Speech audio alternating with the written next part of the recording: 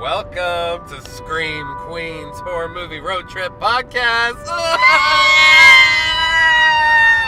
It's okay, we're fine. We're fine, we're driving. Don't we're worry okay. about us. Thanks for concern. Hey, final girl Justine. Hi there, soul survivor Mr. Josh. How are you doing? Oh, I'm just dandy. Don't let me say that ever again. Okay.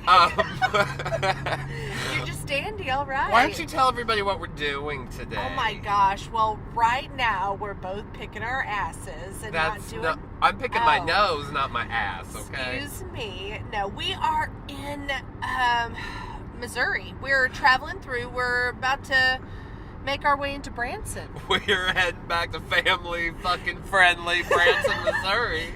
We don't know what happened last time, but we were smitten. Yeah. We're just like, this is fun. Goodness. Little place to drive. And One over. Get away from it all. Yeah. If there's a wholesome, fun, friendly atmosphere for the whole family of 19 children, then you know where to go, Branson, Missouri. It's like the yin and the yang. It just fits with our personality somehow. Yeah. We're like no, we're not the craziest people in Branson, I'm sure. No, we are the craziest people. We Yeah, are going to be the craziest people. I guess that says a lot about Branson. Well, what's funny is, we had a great experience in Branson last time, and when we were there, we saw what would become this today, episode 27. We saw it there, guys, a year ago. Light bulbs went off. Yes, we saw the Butterfly Palace. Butterfly Palace. And, insect and rainforest exhibit. From what I can recall, it does look very. It's a humongous, like, emporium looking place. Like on the side of a hill. Yes. It's very majestic. And that's kind of all of Branson. It's very much in the Ozarks and kind of like in the hilly areas where maybe you could take a hike if you wanted to. We were like, hey, let's talk about one of our a movie we like, Phenomena. Yes. And Dario Argento. Let's go to do some insect shit.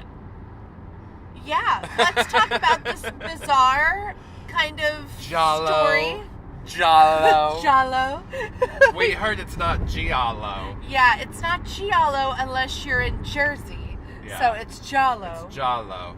And we're just trying Italian to horror pronounce it era. correctly. And it's also got some awesome horror actors that we kind of love. I mean, it's Donald Pleasance people. Bring it. Who doesn't love a Donald Pleasance movie, right? Am I right? Is he right, guys? I mean, come on, is he right? Am I right or am I right? And then we have Jennifer Connelly. Yeah. She's like a teenager. She's like 15 or something. Yes. But she's in it. She's in it. She's the lead character. She's who we're going to be talking about. She is Phenomena. She is Phenomena. Oh, man. It's got amazing 80s synthesized metal music. It's like Iron Maiden and who are some of the other? Motorhead. Goblin. Andy Sex Gang. Yeah, Andy Sex Gang. Bill Wyman from Rolling Stones. Yeah. So it's got a good soundtrack, and even the score sometimes is this weird operatic stuff. And then it'll start like that, but then end in like a like a scream. I mean, it is. Don't let me do that again.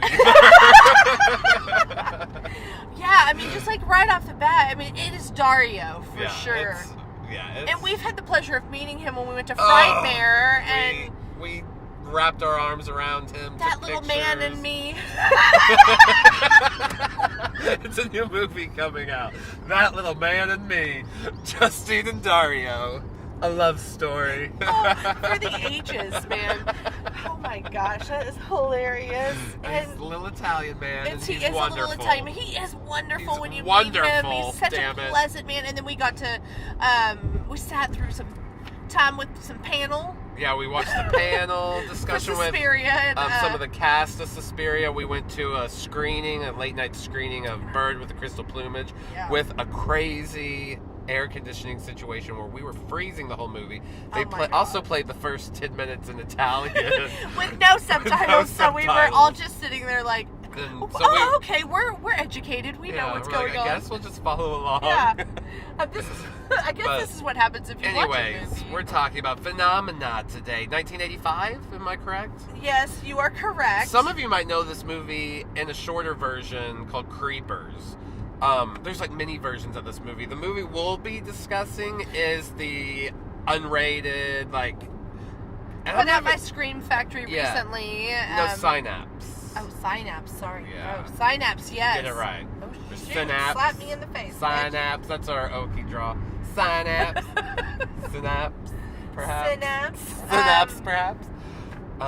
So yeah, anyways, we're going to be we're going to be kind of talking about the longer cut.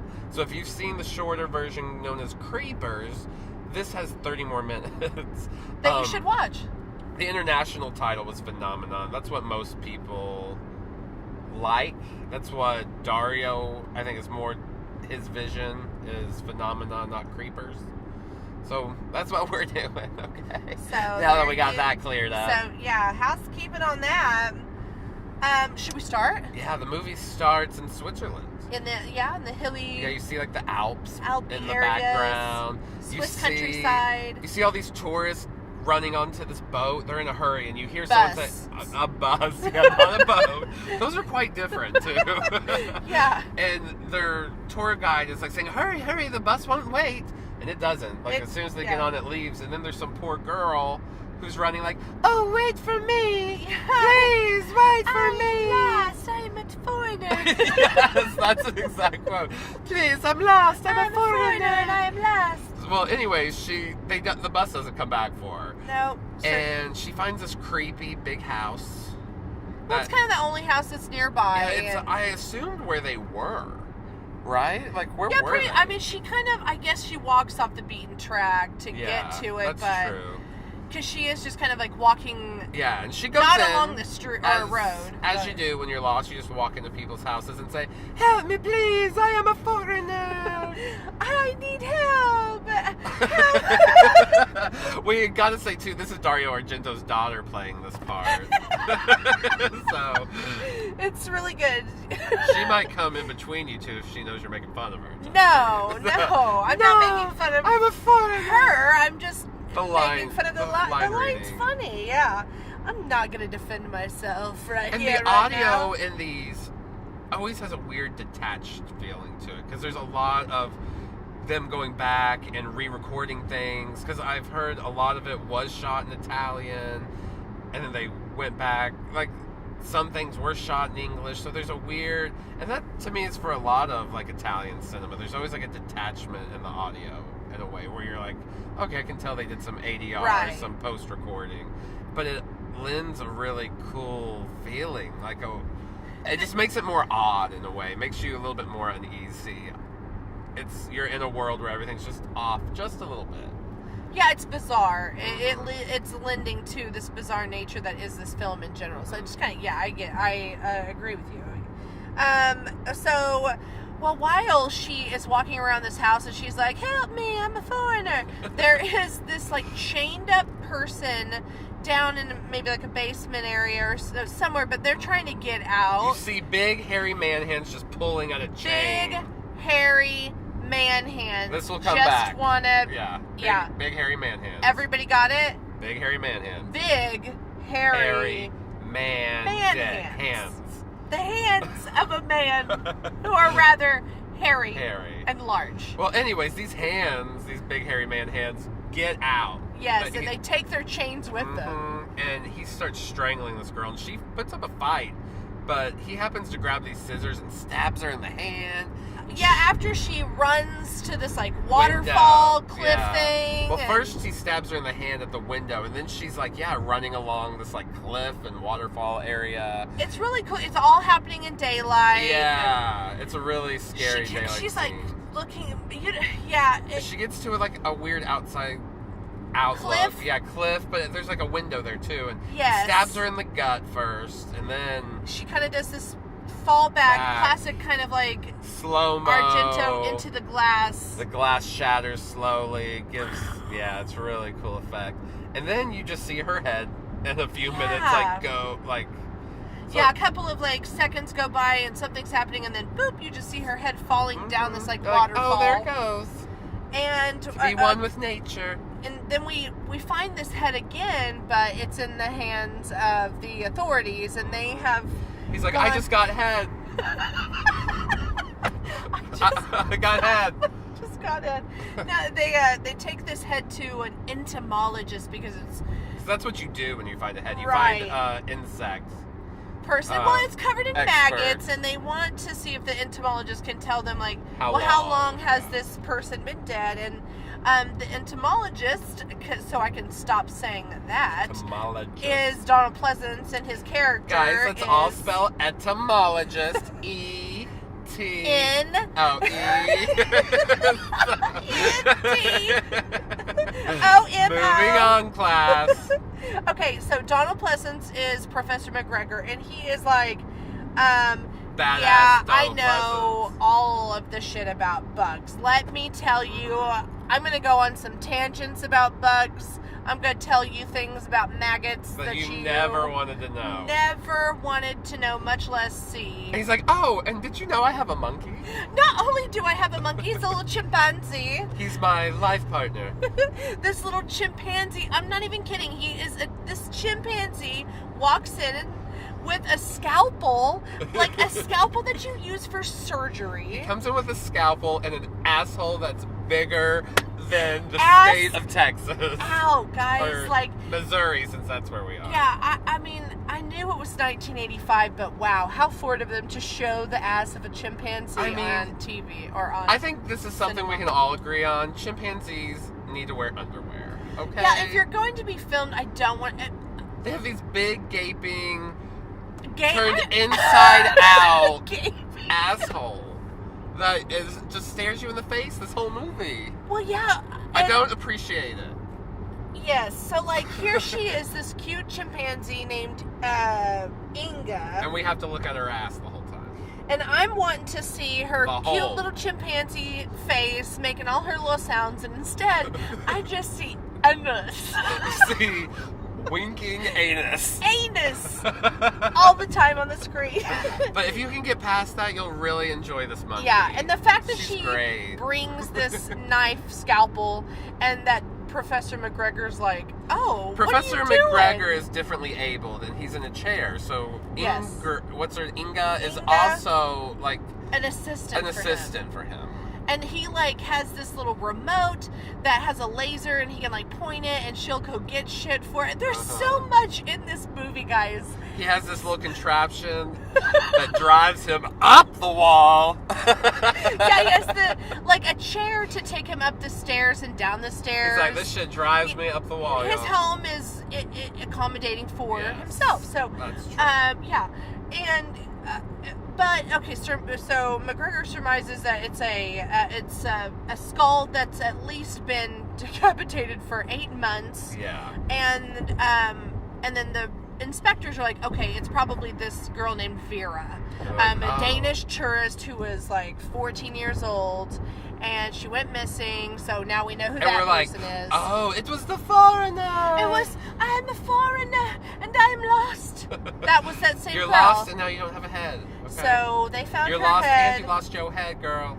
And then we hear also, because the professor is like, oh, I hope you guys can find this killer, because I guess he's killed multiple times, because they keep referring to him as a killer. Yeah, and we've only seen him kill one person so but far. But you hear other people talking about, like, oh, there's a killer on the loose. Yes, and and the professor's like, my other assistant, which was a human, was named Rita, and she was a teenager, and she recently went missing. So he's like, I want you guys to find them, because you might find her. I mean, I guess he's figuring she's dead. Mm-hmm. But so so this town basically has a killer on the loose. There's a killer on the loose, and coming into town. And coming into Swiss Transylvania is a young Jennifer Connelly playing Jennifer. Yeah, she was like, hi, it's my first role, and I'm barely going to be able to learn my lines. Could you just call me Jennifer? No, she had been in Sergio Leone's she's well-versed. Movie before of course, my mind just went blank. Sergio Leone. I could tell you the director, but not the name of the movie right now. It was, Once Upon a Time in America, I believe, is the one she's in. Yes. You are right. Mm-hmm. So she plays Jennifer Corvino, the daughter of a famous movie star who, has a little bit of backstory. Her mom abandoned her, and her dad, and now her dad is way too busy and off. He's in the Philippines for a year, and she can't even call him. She has a guardian that's in the States that she has to call, and we'll, hear her refer to him periodically through the movie. What was his name? Morris. Yeah, and she's Come on, fuck you, Morris. Yeah, she's always yelling at him. She is like, maybe privileged, like to say the least. She's like, fuck you, get me money, get me out of here. I don't want to be here at this Swiss boarding school anymore. No one loves me except for the bugs.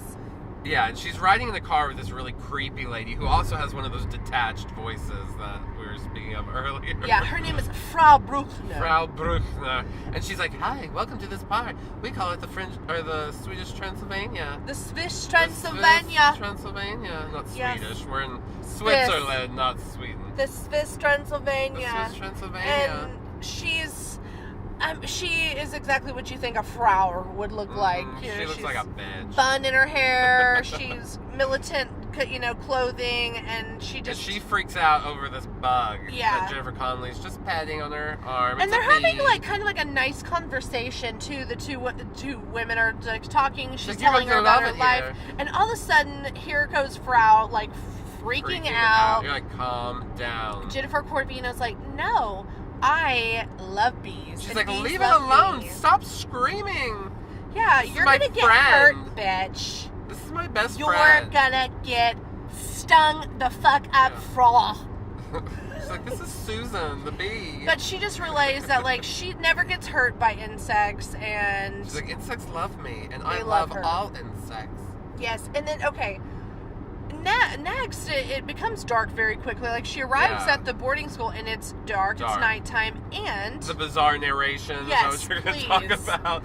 There's out of nowhere just this narration that's like, and Jennifer arrived to the blah, blah, blah boarding Richard school. Wagner School for Girls. Yeah, the Richard Wagner School for From Girls. the New World. From the New World. It is this strange, It's the only bit of narration in the whole movie. That's the problem, too. It's I wrote it down because I was like, wait a second, why don't I recall the narration later in the movie? I can't remember if there's any narration in Creepers. If this was you know what I mean? Maybe a shot that's in Creepers that they put in the full version, but I can't remember because I've really only seen Phenomena more. Yeah. So. You know what? Though, even more weird than the narration that happens is, and we have also, this classic synthesized music of and the ahs going on, is freaking Headmistress. Yeah, this icy blonde, looks like she stepped out of a Hitchcock movie. Yeah, actually, Hitchcock would have loved her. Or a Bond villain, even an icy blonde Bond villain comes in and she's like, hello 007. Yeah, but instead she comes in and she's like, she's like, Jennifer Corvino, you're late, bitch. Yeah. And Jennifer's like, yeah, I called ahead and let you know that my plane arrived late. Yeah. And but she's still a cunt to her. Yeah, and she's like, and now I'm in here eating my roommate's baby food. Which is, okay, I mean, they play, it becomes this weird, the roommate who's a French girl named Sophie. Who loves Paul Sorvino. Yeah. No.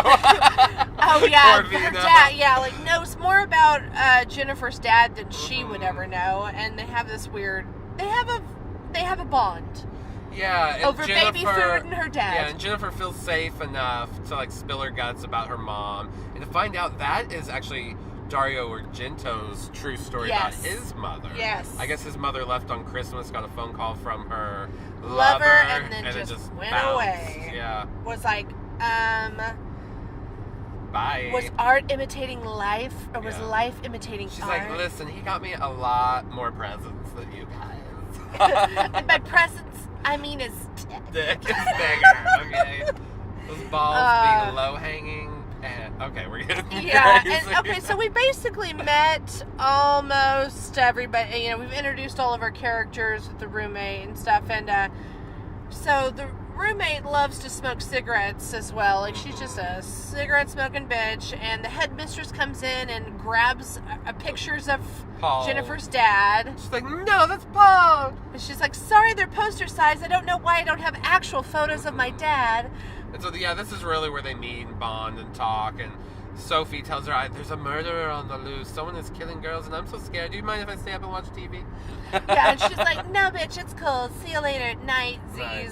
And then she has this dream, like the first night, of this girl running into a big house, right? This is where... Yeah, well, she just sleepwalks. Like, it starts as this dream of these corridors of doors, and then... First it cuts from her falling asleep, and you see it goes to, I think, like Iron Maiden. Yeah. And you see some just random girl running for her life, and she runs into this house, and then you see Jennifer Connelly start having the visions of that girl, like in her dreams, and then Jennifer Connelly's walking through a corridor, and starts sleepwalking herself. Yes, yeah, but this is actually happening too. Like, the girl that she sees running is actually running into a house, which ends up being some abandoned building that's next to the girls' school. And she's running away from somebody, and Jennifer's like seeing it happening in her dreams in real life, and then she's walking to the scene of the crime basically, but it hasn't happened yet because she's gonna witness this girl get murdered. She's all of a sudden kind of like on the second story. Yeah, she and she's looking doesn't through this take window. the stairs. She decides to take the ledge window. Yeah. So she's on the outside of the second story of this building. Looking in a window. It's dilapidated, so it's falling apart, and that's why it's abandoned. And this girl's like running towards her, and then gets impaled by this. Yeah, her face is all bloody, and she runs up to the mirror or the window, screaming. And then all of a sudden, and you see the killer puts together his tool, like it's like a spear, and kind of like throws it and impales her, and she goes right through her mouth, like through glass. Oh my gosh. And then it almost, Jennifer's still like in a sleep state, but it shocks her, and part of the building starts crumbling, and she almost falls through, but her dress gets caught, and she kind of like gently sways down to these bushes, and then she falls, and then continues to sleepwalk.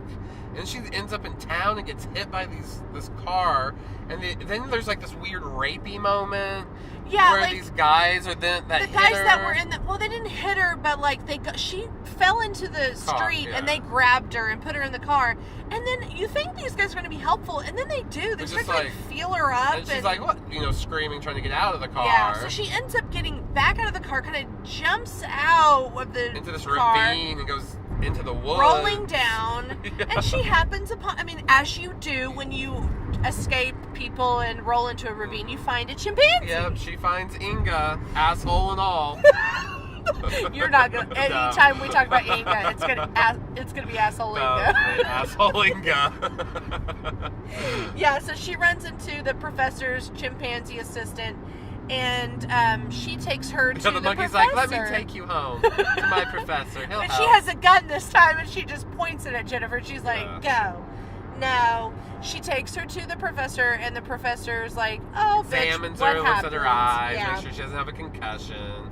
Kind of talks to her about sleepwalking a little bit, and tells her, like, you must, whenever you are asleep and you realize you're sleepwalking, you must say, I am sleepwalking. I must wake up. Yeah. It's like, oh, thanks. Like, okay. So those are the parameters when you're sleepwalking. Just remember to like remind yourself. I don't know if it works that way. So she has a pleasant insect conversation with Donald Pleasance. They're talking about bugs. Oh, one of the bugs like blows stuff on his face, like a stink bug. Blows a load right on the top.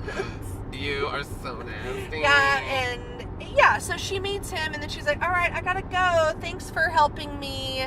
And he's like, yeah, anytime. Anytime. Anytime. Anytime. Anytime. Anytime. So then next we see is her in a hospital bed being restrained. Yeah, these people think she's fucking crazy. And she's like, okay, enough with this electroshock therapy. She pulls the shit off her head. Yes, because, like, she was going to get electroshock therapy for showing up, like, I guess after curfew. And she's like, I'm not crazy, I'm not stoned, and I'm not, you know. I don't have schizophrenia. Yeah. She's like, leave me the F alone. Stop labeling me. But while they do give her electroshocks because she sees a vision of that dead girl again with when she gets it's because she came home and screamed, right? Is that what happened? No, that's later. No, that's later. Yeah, when she. Well, yeah, we'll get to that in just a second. See, guys, also, it's mania in this movie, and, like, things kind of, like, blend together. So, there's like, a lot of, like, chaos going on. It's so fun! Lots of chaos. So, this is one of these moments where she goes into the little payphone that's in the school, calls her dad's, like, the guardian or whatever, and is like, I need to come home. And he's like, nope, sorry. Or, well, no, a secretary answers like, sorry, he's not even around because it's Passover, so you're just going to have to deal with it until... What a perfect weekend. Oh, yeah! Because it's We're recording this on Passover Easter weekend. Yes, how funny. Okay, this is how very... Perfect. Yeah. Perfect. Falling all together, guys. Synchronicity. Okay. Also, we have to mention that Jennifer Corvino goes to class with her friend Sophie, the BG shirt. I don't know. The incident with the girl in the BG shirt. What did she say? And she's like, the headmistress is like talking about like who the great people are of the time. Oh yeah, and she's like, like the fuck. Bee Gees. She's like fuck the past or something. Yeah, Richard Gere. Screw the past, not Richard Wagner, Richard Gere. Yeah, you're like okay. It's American like, okay, Gigolo must have just come out. Yeah. Hello everyone. But in this moment when they're in class, Jennifer says, please watch me tonight while I go to sleep. Can you keep an eye on me? Because Sophie's like, yeah, I'm going to be staying up late. We find out why she's staying up late. Yeah, she sneaks out to meet a boy. Yes. And with a killer on the loose. Yeah, like, and she decides to wear the same, the same outfit or something that Jennifer had been wearing. She puts that, like, same shirt on, and she's all like, hey, boyfriend, feel my titties, because Jennifer Corvino was wearing this shirt Jennifer earlier. Corvino's titties touch this shirt, so it's like you're touching my titties and Jennifer's titties. And then if you're touching Jennifer's titties, then you're touching my titties. And I'm touching my titties. These are all, like, 16-year-olds. You nasty. Oh, my goodness. Okay, yeah, well, so this Sophie girl's, like, making out with her boyfriend, and then she's all like, you know, I don't know. He's like, I gotta go. He shows up and waits for her, and, like, they make out for 1 second, and he's like, I gotta go. Jerk! I'm never seeing you again. Yeah, whatever. And then she gets killed, and she is, like, running, all of a sudden, running around, running away from this killer, and like, oh no, Sophie. Jennifer is sleepwalking again. You're like, girl, every time you sleepwalk, someone gets killed. There's another impalement that happens. And then Jennifer is, like, walking around trying to find anything. I don't know, she's just wandering around, and a firefly comes up to her. Yeah, so she's like, I'm going to follow the firefly. And the firefly leads her to that glove, bushes in a glove. Yeah, she takes the glove upstairs to her room, and she's been all quiet, and then she, I guess, finds some maggots in the glove. And the maggots talk to her. They give her, like, visions telepathically of Sophie dead, and it scares her, and she screams so loud. So she kind of already knows, even before anybody else, that, like, Sophie's dead. And Sophie had no choice. That it's, like, the same killer that's been killing, and, you know, she's getting all these messages from maggots. Yeah. Messages from maggots. Maggots and messages. Okay, so, instead of taking the... Nominated for 5 Academy Awards. Maggots and messages. Maggots and messages. Messages for maggots. Instead of taking the glove that she finds to the authorities, because the authorities, like, are there at the school, instead of, like, saying, like, hey, I found this glove, she decides to go to Professor McGregor, because she's like, hey, I found some maggots. Donald Pleasance, you did a great job with Michael Myers and Halloween. Maybe you can help us get this killer too. Yeah, you've hunted down psychopaths before, so help us. And then she also tells him, like, look, I'm going to let you in on a little secret. The Firefly's the one that told me where the glove was. And she's like, I can communicate with bugs. I'm amazing. Go ahead and make me a bug dress. He's like, well, as a matter of fact, did you know most insects are telepathic? And you're like, how the hell did you figure this out? Right? Where is the science in where that? is the science in that? How did you find out that most insects are telepathic? I love how he just says it like, if I say it, then it's true. If I say it with authority. Yeah. If I say it with conviction, yeah. Then, you know what? Guess what? You're going to believe it. Bugs are telepathic. And it's going to make sense in this movie, okay? In this world, bugs, most of them, are telepathic. Yeah, and now you can talk to them, and so you're going to be the one that can figure out who the killer is. What does he call it? He's like, I have this bug. It's a sarcophagus bug. Sarcophagus bug. Yeah, it's a fly. The fly, yes. And it's going to find... I want you to get on a bus and drive around, and once it starts acting crazy, you get off that bus and let it out, and you follow it to that house. He doesn't say that. Hold on.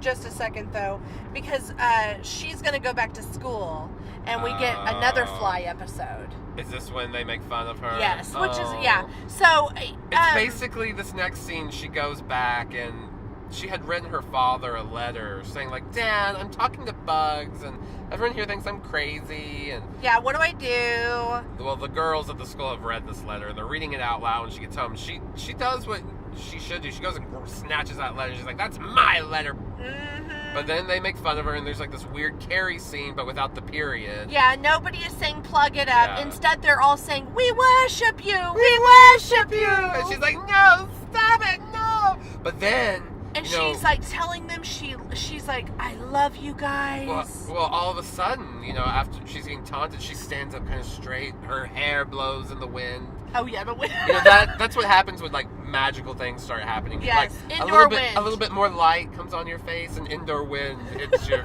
face. Yeah.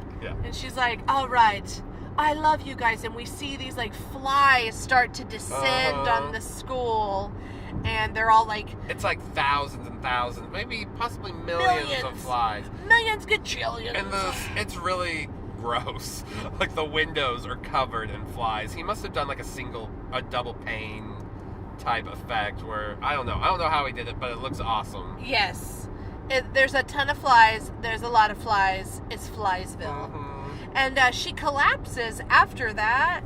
And then she wakes up, and she's hooked up to an IV, and there's a nurse sitting there. Watching her. And then she kind of, like, watches the nurse very quickly fall asleep. Yeah, the nurse sits down, closes her eyes, and it's like... And we hear that somebody has told the nurse, like, watch her, we're going to be back in, like, a little bit. Yeah. So she does a really great job of supervising. And so Jennifer gets away. Yeah, she like pulls her, she yanks out the IVs, like you do in the movies. And it's kind of an intense moment of like, don't wake up, don't wake Daddy, yes. Don't wake the nurse. Because she makes so much goddamn noise. Like she runs into her IV clocks thing. Going off. Oh my gosh. Yeah, she's not tiptoeing out. She's certainly going to get busted for curfew. She's Dad. But she goes to the professors, and he's like, here, now you're going to take this sarcophagus fly, and you're going to get on a bus. And drive around. It's going to get crazy. You're going to take the same route that the Vera girl took. Mm-hmm. Like, we know where she got off, so that's where, you're going to go, and the fly will lead you there. And it does. It leads her back to that house. And she almost finds his hand underneath floorboard, but we have like another like creepy guy show up and scare her off. She runs away. And he's like this landlord, and then after she leaves, another car approaches, and it ends up being the detective. Yeah. From the beginning of the movie.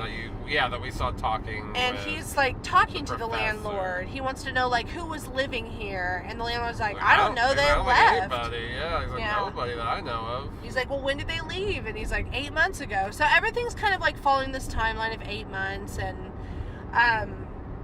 so he's like, okay, well, this must have been the house where she would have gone to. All this sort of stuff. A house in the middle of the Alps. A house Yeah.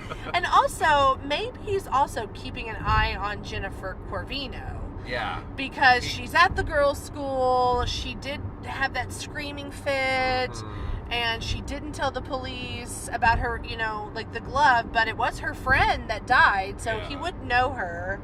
And then the next thing that happens after the detective questions the landlord. Is this when she goes to like the phone bank thing and calls?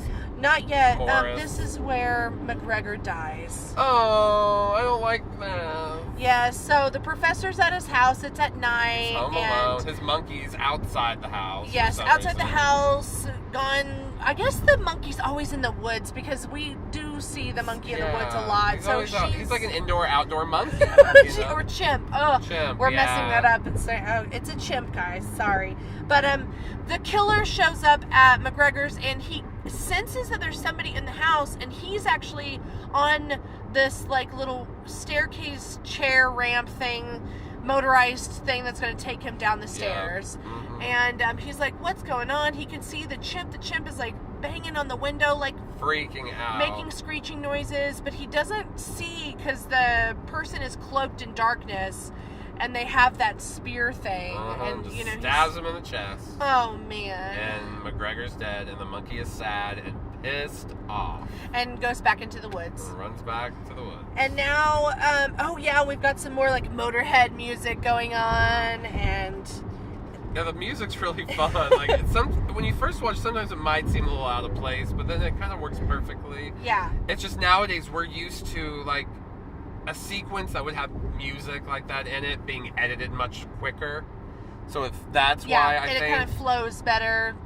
Maybe, but I think we're just used to that now. That if the music is changing and a fast tempo, then the edit's gonna be fast too. But it's usually just very just streamlined. He's following the action, so it's not like a music video. Yes. So Jennifer, though, goes to that bank that you're talking about because she wants to leave, but she doesn't have any money, and so she wants the Morris guy to leave her money, send her money, so she can fly back to the States. She's like, "Get me out of here! Somebody wants to kill me." Yeah, she's like, "You don't get it. Like, things are weird. Like somebody actually is trying to kill me. I'm pretty sure of it. They already killed my roomie." And Frau Bruckner shows up, and she's like, "What are you doing here?" And she's like, "Oh, Morris sent me to pick you up, and you're gonna get your way. We're gonna send you home, but there's not a flight tonight, so you're gonna have to come home with me." And so she's taking her home, and then we see Inga, the chimpanzee, back in the forest, and like you do in the forest in a trash can, you find a straight razor, right? Because I guess homeless people are just out there in the woods making sure they're well trimmed up. And in a movie, if you see a weapon, it's going to get used later on. Yeah, so Inga's going to actually leave the scene. We don't see her for a while, but she's going to come back. She's going to help us out in a little bit. We get to Frau Bruckner's home, which is large. It's huge. And you're like, wow, on a little teacher salary, this is where you're able to... Frau Bruckner salary, this is what you're making? Yeah, and she's like, living? I don't live alone, I guess, so don't even think about raping me, Jennifer Connelly. It's funny how she's like, no, I don't live alone. I have a son. I have a son, but you're not going to see him. He's weird looking. Yes, that's she is like basically what she says. Not the most sympathetic. She's not wanting you really to feel sorry for her son. She's like, he's crazy. He's deformed.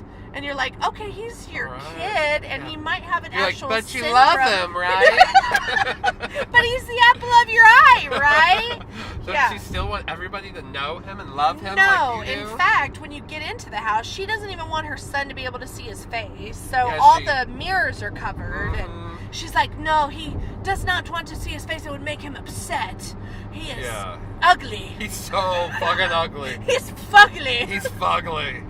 And the house is also kind of like out in the boonies. You can see like a lake, and so we know that it's isolated. And Frau Bruckner's already been weird. She's like, no, you can't use the phone. Gets mad at Jennifer for using the phone. this is one of the scenes where we get some of the dialogue that's in Italian and also in English. It also, I like it. It adds to the chaos of the scene. It's mania. Like, you're like, from here on out, it's just like, whoa. You're unsettled by how this woman is acting because it's not right. She won't let her make a phone call. You know, she's pressuring her to take pills. Yeah, she's like, go in there and take these pills, damn it. And she says it almost just like that. She's pissed. She's like, get in there and take these pills. Yeah, she's like, verbally, like, she's physically manhandling and Jennifer's her. Like, wait, I thought you were like a teacher at the school. I didn't know you were a fucking pharmacist and doctor. Yeah, like, the moment that she walked into her home, she changed. And the weird thing is, Jennifer knows she shouldn't take it. And she goes in, takes them, and then it's like, oh, but I shouldn't have done that, and then has to throw it up. And it looks like Jennifer Connelly is really throwing up. Like, I think they taught her how to, like purge yourself. Yeah, it's really weird. You're like, oh, that's not special effects or wiring. She's really, like, because you can see, like, it's gross, There's a, she's, like, nasty, I hope they didn't give throwing her a problem. up. And, there's maggots again in this scene. She cleans her face off, and there's maggots on a towel rag. There's maggots everywhere. She knows something's not right. Yeah, and you know, she's recalling what the professor has told her about how maggots show up to, you know, eat flesh, so you're around human flesh, obviously. So she leaves, she opens the bathroom door, and the frau's just standing there. She's like, I want to make a phone call. And the frau's like, no. She's like, I'm doing it anyways. Goes and picks up the phone, starts dialing. And the frau assaults her. Comes and knocks her on the back of the head. But then, like, the weird thing is, she gets back up and goes, like, back to the phone. She gets hit twice in the head in this scene. Yes, well, it's like, okay, yeah, she gets hit in the head.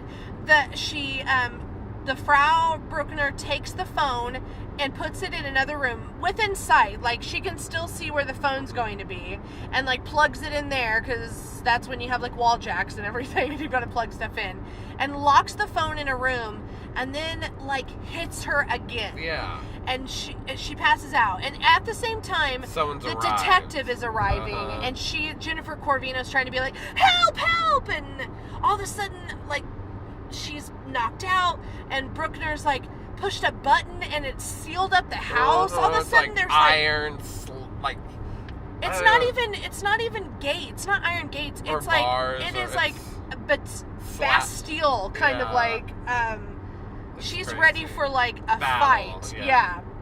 It's like what you would do if there really was a purge. How you would, like, seal up your home. Yeah.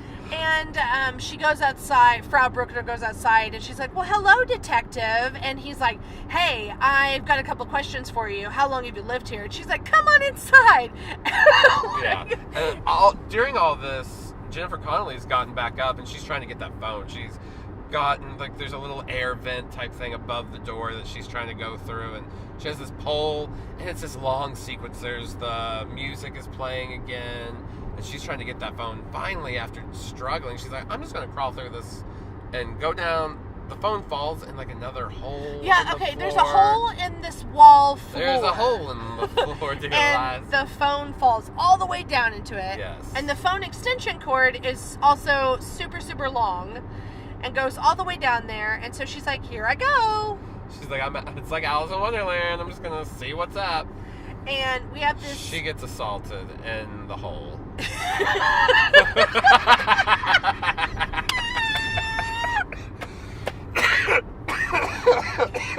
She gets down into this, like, whole crevice. In the hole. I'm choked myself. You poor thing. And she's starting to make a phone call, and a hand reaches for her and grabs her and assaults her in the hole. And grabs her and pulls her into another room, and it's the detective, but she doesn't recognize him, and she's, like, all chained up, freaking out. She's, like, really scared, so she ends up tumbling over into this disgusting sewer pool filled, like, limbs, human limbs, rotting flesh, maggots. She's swimming around in it. Slimy, filled with maggots. And there's corpses, maggots all in her face. She's getting that gross water in her mouth. She's screaming. And she struggles to get out, and in the meantime, that Frau lady has come in and is taunting her. It's like, you thought you were going to be smarter than me, but no, you are not. I'm smarter than you, and I'm just going off on a killer's tangent. And in the background, the detective is like dislocating his thumbs. Yes. It's so nasty, so he can get his hand through. Because he's going to knock out the Frau. And he starts battling the Frau.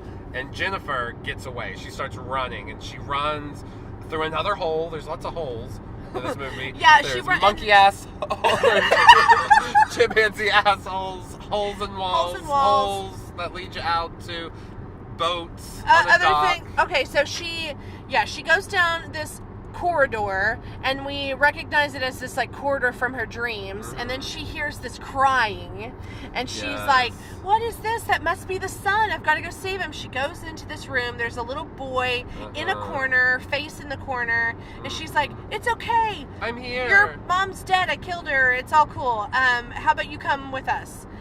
Or no, I didn't kill her. Somebody else killed her. Yeah. But anyway, she's dead. Let's go.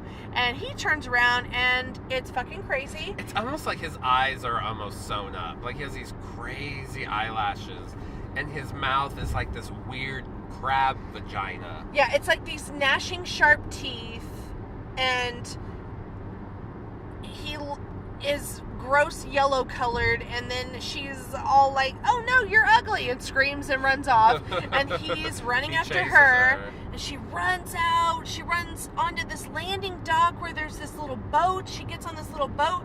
Here comes the little boy. He's got his and she gets it started, but he jumps in right and he has his spear thing, and he's taunting her with the spear, and she grabs a bottle and it knocks the spear out of his hand, but the spear goes right into the gas and the motor. Of course, it's got to blow, and they... Well, hold on, wait. And then she's like, no, I'm going to call my flies. And the flies come, and they land on the little boy, and the flies are eating his face off. Phenomenal! And he falls into the lake, and she's like, yay, I'm safe.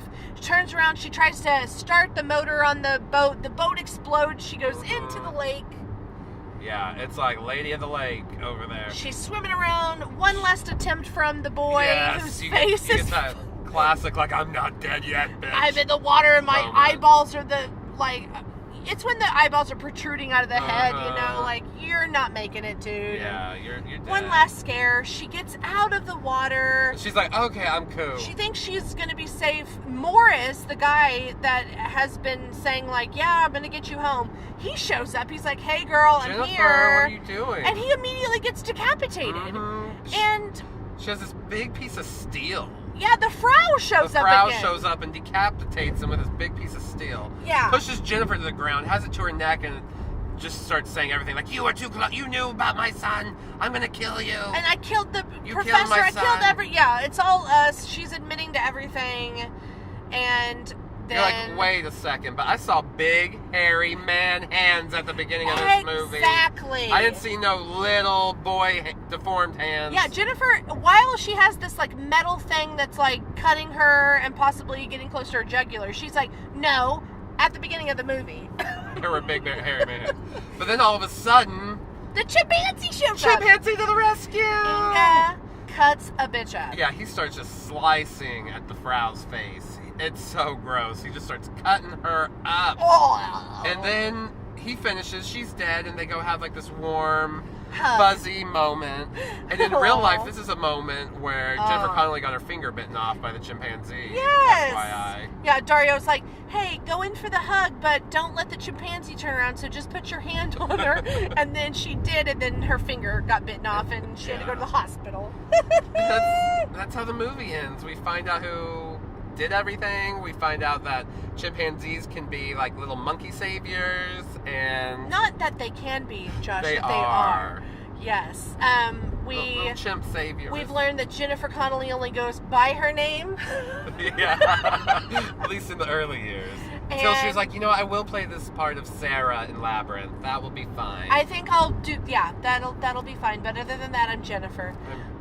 Jennifer. Yeah, and so the movie's over. The chimpanzee and Jennifer go happily into the night. And we don't hear from the narrator again. No.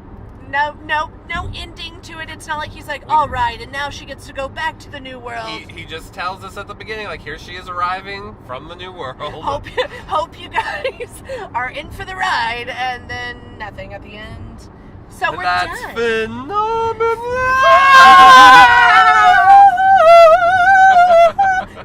That's my little rendition. That sounds perfect. Well, we're going to go to Branson, and we're going to do some insect stuff, and we're going to eat some good home cooking, and we're going to pretend to be family friendly for a couple days and relax and have fun, and we'll be right back with you. Yes. Bye. Bye. See you in 2 seconds.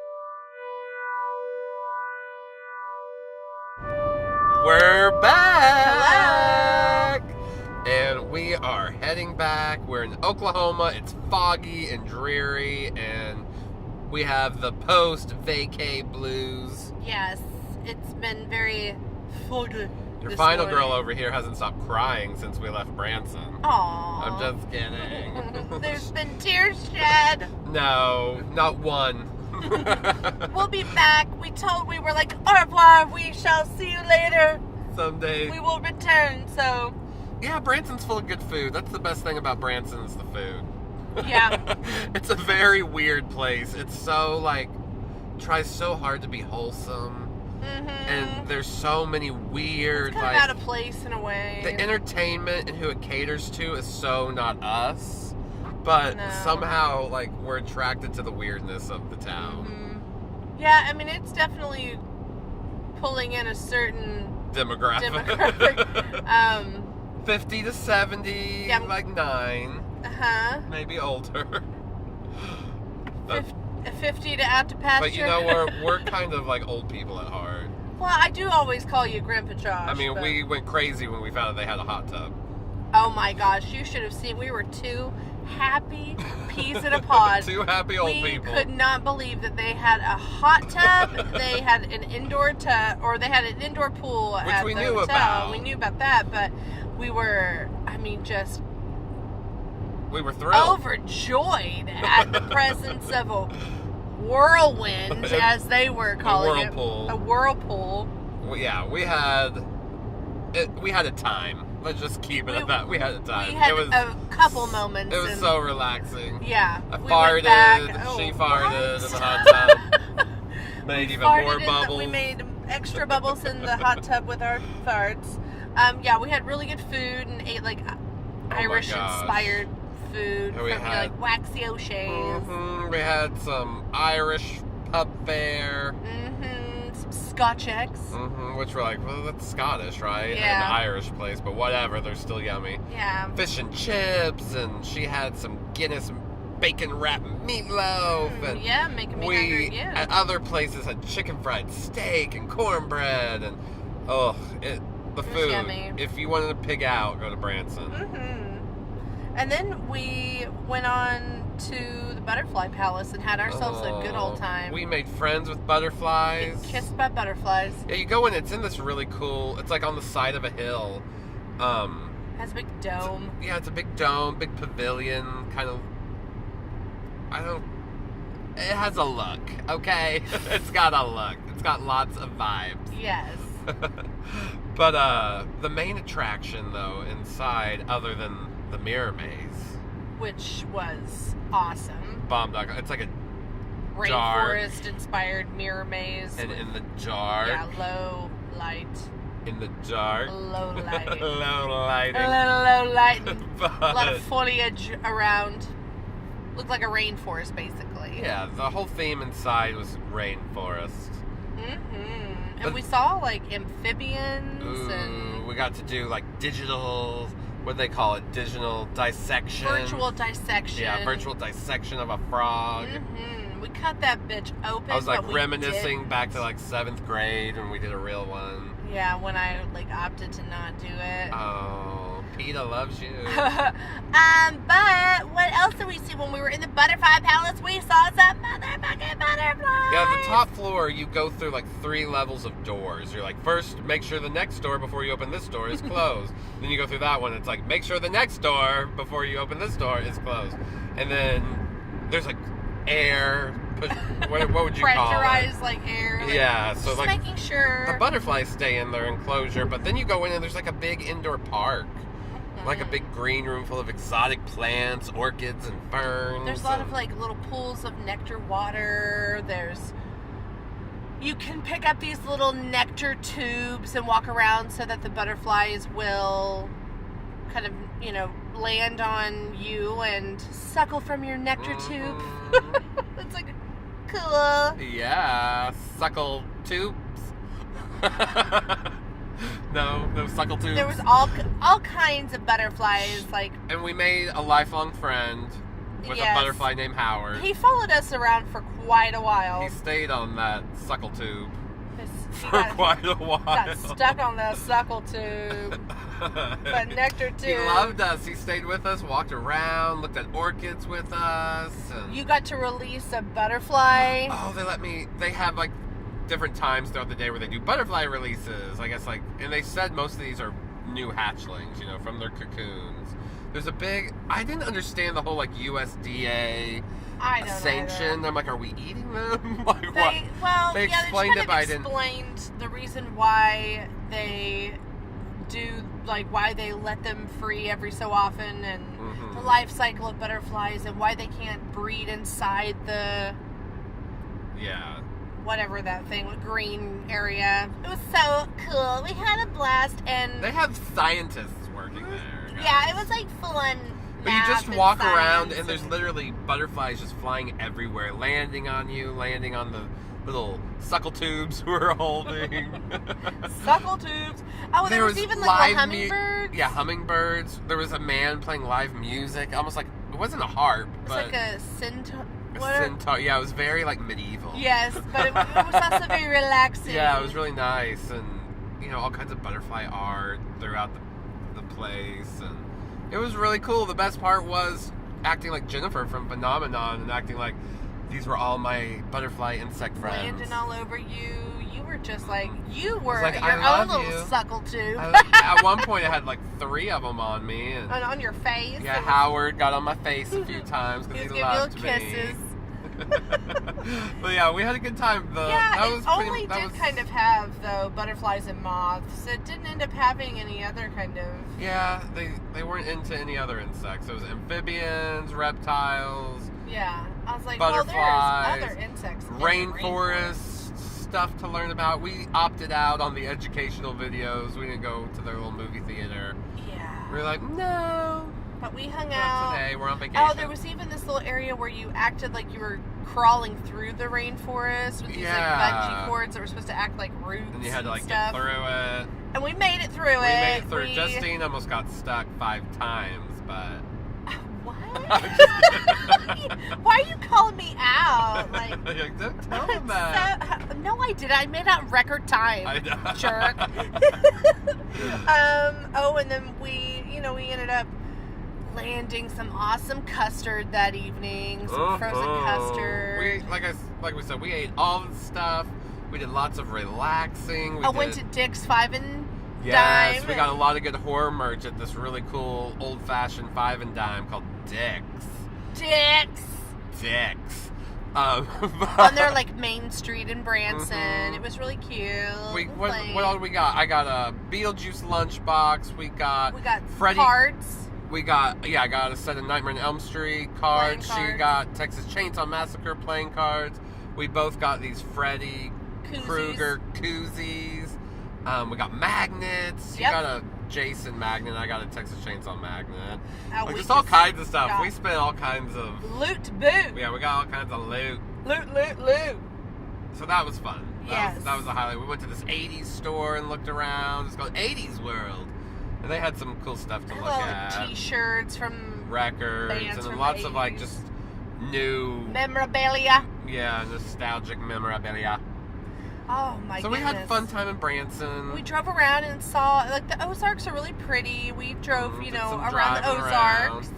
Unfortunately, it was like cold, like in dreary. The 30s and rainy on Saturday, but the butterfly thing saved us. Yeah, because it was all indoors. So we did like a lot of indoor stuff, but we saw Branson again and we love it. Now we miss it. See ya. See ya, Branson. So, Justine, back to Phenomenon, speaking of insects. Speaking of the whole reason why we're doing all Yeah. this. Anything you want to add about the movie that we didn't talk about in the first round? I mean, did we mention that this is Dario's, like, personal fave? I mean, Yeah. we've read up on that he has mentioned it. Like, Yeah, this is my favorite. We read that somewhere. Not an exact quote or anything, so watch someone be like, no, he actually says that Suspiria or Cat of Nine Tails is his favorite. I don't know, but what we have read says this is his personal favorite. Yeah. He felt inspired after finding out that bugs kind of help us solve crimes like that, and wanting to make a movie of his own. I thought that would be a good idea. I like how he does the special effects. Some of the fly stuff really is creepy. Especially like the larva. When she falls in the larva, or when the huge swarms of flies come. How he did that by filming coffee grounds, right? In water, and then superimposed it over the shots, like of the moon and whatever he needed. Those kind of practical special effects, just, all doing that. Good old-fashioned in-camera shit. Yeah. Really relying on your noggin. Like a fucking magician. Yeah. But also, I mean, it looks good. It looks like a swarm of flies. And even, like, all the flies on the boy's face, and that was actual flies. Yeah, that's so gross. Coffee grounds by any means. So all of the actual bugs and that pool that is just nothing but rotting limbs and maggots, and Jennifer swimming in that, and you just knowing that it's like, oh, dank water, nasty water, dank, bitch. What were you going to say? I cut think, you off. I'm so rude. Oh, no, you're fine. You're so fine, Josh.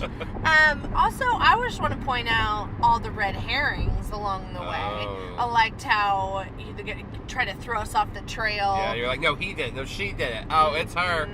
So then when you really find out it's just this... The Frau and her son. Little son, like 9-10-year-old little boy, you're like, Who neither one of them have big, hairy man hands. Man hands were not what I was thinking. At least Frau, I thought maybe you had big man hands, but she was actually quite a petite woman. I mean, she wasn't petite, like, short, but she was very, like, wafy. She was thin. Thin. She was not, and everything she says sounds like this. Get in there! Take the medicine! She's a crazy bitch. She is. So, let's talk about our favorite scenes, Josh. Do you have yours already picked? I do. I have What's mine yours? already picked. Tell me. Oh, okay. I'm going to go for the end boat scene where the boy gets the flies on his face, and it's kind of a chase to the boat, and then him jabbing that steel rod at her. Like, he's crazy. I mean, his mama probably didn't love him too much, and it's showing right there. Or did she love him too much? Or maybe she loved him just enough for him to be a psychopath. Yes, that's it. And I'm just kind of that whole end, like even when the Frau comes back up and she's decapitated. Yeah, the guy and the lake being on fire. It's just so chaotic. It's crazy. I love it. Thanks, bye. Oh, no, we're still here.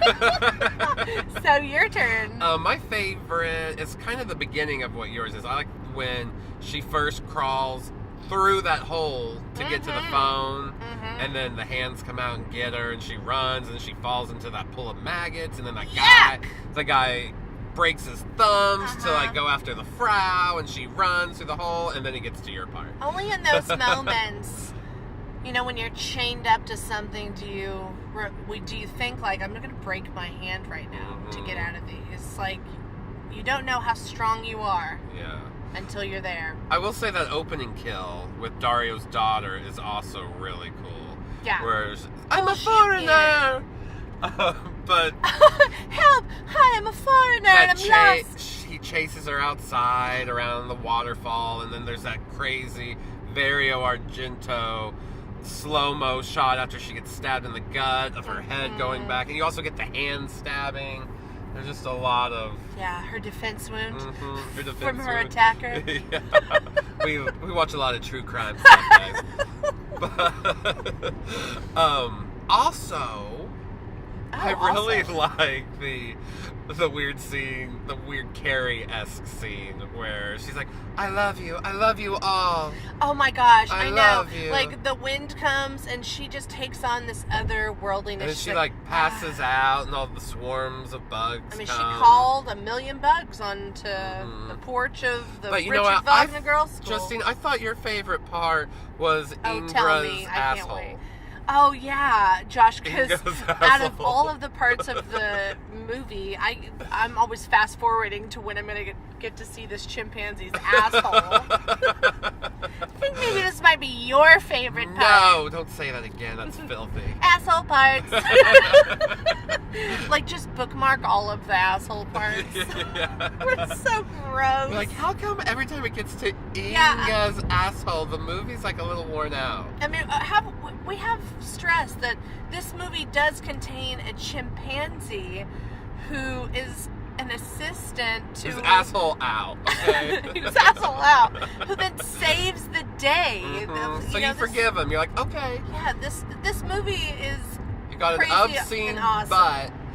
but you saved the day. But you saved the butt day. Oh my gosh. This movie, some people love it, some people hate it. Where are we at, Josh? Let's talk knives ratings.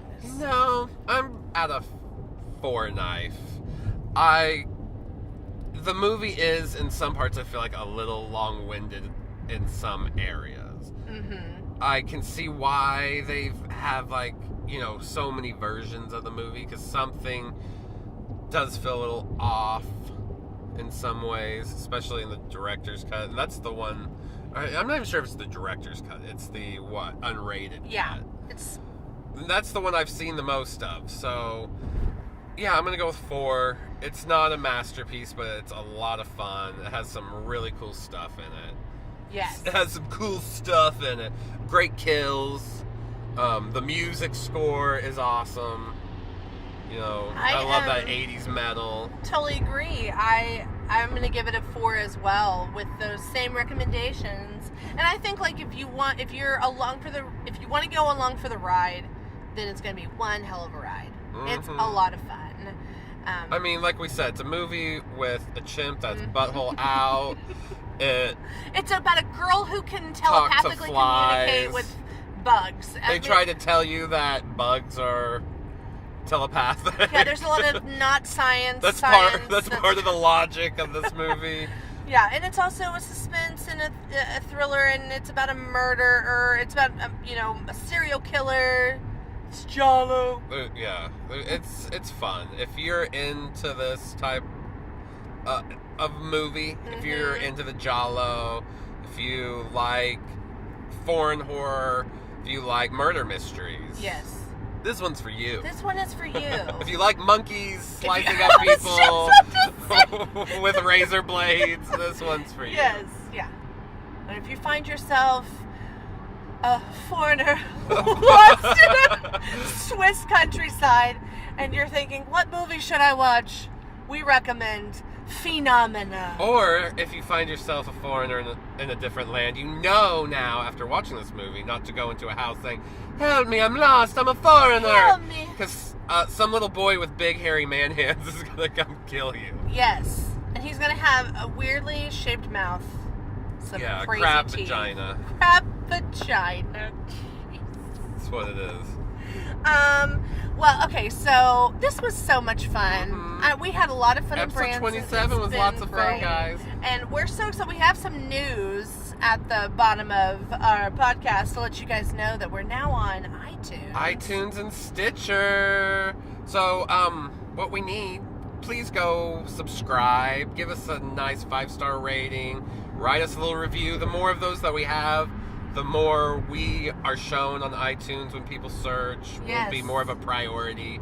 Yeah. We'd love to hear what you guys think as well. And always throw up some ideas if you've got a road trip in mind. Yeah, we would love to hear about it. We are going to be next month for podcast 28. Yes. We're going back to Frightmare. We're going back to Frightmare.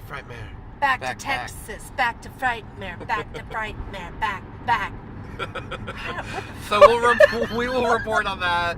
You know, we'll tell you who's going to be there, what movies works. You know, we'll just talk about a little bit of everything. What picks, panels, all that kind of everything shit. that we did. You know, we'll report going down. We'll report coming back. It'll be a fun show. Last year's Frightmare episode, I think, is a good one if you want to go back and listen to that. Yep. Not sure what number it is, like 14, 15, I think, episode.